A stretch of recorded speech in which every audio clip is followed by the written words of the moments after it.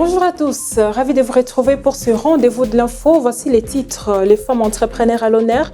On prépare un séminaire essentiel sur le leadership d'entreprise. Tout le détail dans un instant. Visite ministérielle à Kinshasa. La ministre des Affaires foncières a effectué une visite importante après les récentes inondations. Nous vous en parlons dans un instant. Enfin, concert à Abidjan, un événement musical marquant où des milliers de personnes ont été touchées et bénies par les performances. Un retour sur ces moments inoubliables juste après.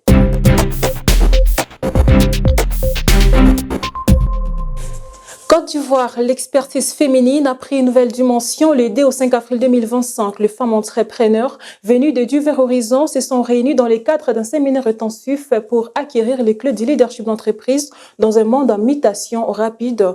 Ces rendez-vous a visé à outiller les femmes d'affaires face aux défis économiques, technologiques ainsi que géopolitiques de leur temps. Nous vous laissons regarder. Toutes femmes, quelle que soit leur éducation, sont amenées d'abord à passer par le processus des développements, donc des compétences. C'est tout à leur honneur, bien sûr, et bien sûr leur intérêt. Quelles que soient les initiatives, que ce soit en entreprise ou entrepreneuriale, en passant par ce développement des compétences, elles ont tout à contribuer donc non seulement au sein de leur, business. Les femmes africaines aujourd'hui sont championnes du monde de la création d'entreprises, elles ont une créativité et le continent a besoin de toutes les forces vives pour pouvoir se développer. Donc il se serait dommage que les entreprises ne profitent pas de la manne qui est au sein de leur structure, c'est-à-dire des femmes, pour leur mettre un cadre agréable pour qu'elles puissent épanouir leurs compétences. En Haïti, le collectif 3 avril a célébré le 39 ans des luttes démocratiques des femmes haïtiennes par une série d'activités qui a eu lieu le 3 au 5 avril 2025. Un cocktail de lancement s'est tenu à la mairie du Cap Haïtien en présence de multiples médias de la région. Regardez. La journée nationale du mouvement des femmes haïtiennes. C'est pour nous non seulement une journée de reconnaissance, de réflexion, mais aussi d'engagement renouvelé envers les femmes haïtiennes. C'est aussi un moment privilégié pour vous rappeler que le combat pour le respect des droits des femmes en Haïti doit continuer. Ce 3 avril n'est pas seulement une date sur un calendrier, elle est symbolique, car elle commémore la lutte incessante des pionnières de notre histoire, celles qui, dans les moments les plus difficiles, ont dévié les stéréotypes et les barrières sociales pour revendiquer la place des femmes dans la construction de la démocratie en Haïti. Nous ne saurions passer sous silence le courage et la vigilance des femmes d'Haïti qui ont pris l'initiative de relancer le combat, en faisant un appel à la manifestation qui a réuni le 3 avril 1986 plus de 30 000 protestataires venant de partout. Elle réclame la place des femmes dans tous les espaces décisionnels du pays. Cependant, la commémoration de cette journée ne se limite pas à évoquer l'engagement de ces héroïnes.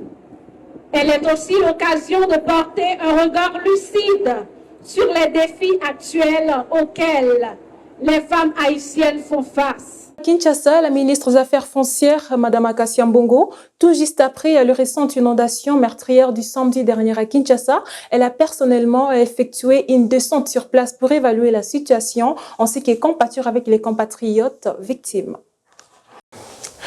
Rencontre avec l'une des voix les plus essentielles de la littérature contemporaine, la nigériane Madame Chimamanda Ngozi, explore la question raciale, la condition féminine et les classes sociales à travers ses œuvres. C'est une exploration de la vue des femmes profondes sans tabou. Entretien avec Madame F. Jackson, on regarde.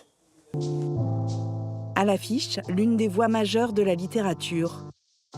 De son premier roman L'Hibiscus pourpre à son œuvre primée L'autre moitié du soleil, Chimamanda Ngozi Adichie a profondément marqué les esprits. Son discours « Nous sommes tous des féministes » a été repris par Beyoncé. Ses citations imprimées sur des t-shirts haute couture et elle figure parmi les personnalités les plus influentes au monde selon le magazine Time. Après une décennie marquée par des deuils personnels et des bouleversements politiques, elle revient avec L'Inventaire des rêves, une exploration de la vie des femmes, à la fois actuelle et intemporelle. Mon père est décédé soudainement en juin 2020. Ma mère est décédée quelques mois plus tard, le jour de l'anniversaire de mon père, et de manière assez inattendue aussi. Et je pense que le choc ressenti après la perte de ma mère a rendu impossible pour moi la réalité de sa disparition. Mais bizarrement, j'ai recommencé à écrire après sa mort. Et au bout d'un moment, lorsque je me relisais, je n'avais pas réalisé à quel point j'écrivais sur la relation mère-fille. Et je sentais vraiment, d'une manière que je ne peux m'expliquer, l'esprit de ma mère.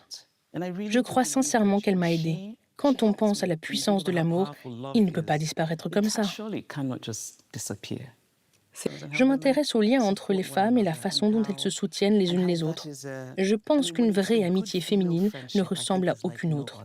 Et dans ma vie, j'ai bénéficié du merveilleux soutien de femmes.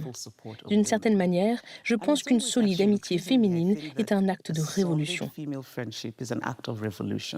Et voilà, pour finir, à Abidjan, un concert du surnaturel du vent a eu lieu avec Maman Simian Tatou dimanche 6 avril 2025 au Palais de la Culture Trancheville. Nous vous laissons revivre ces moments en images.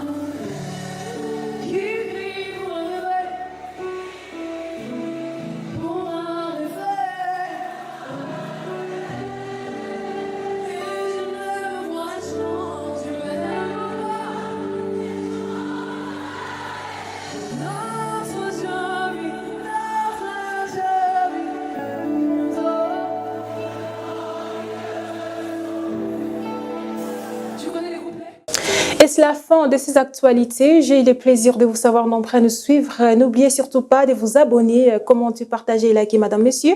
On se retrouve à la prochaine épisode, toujours dans UGNL TV.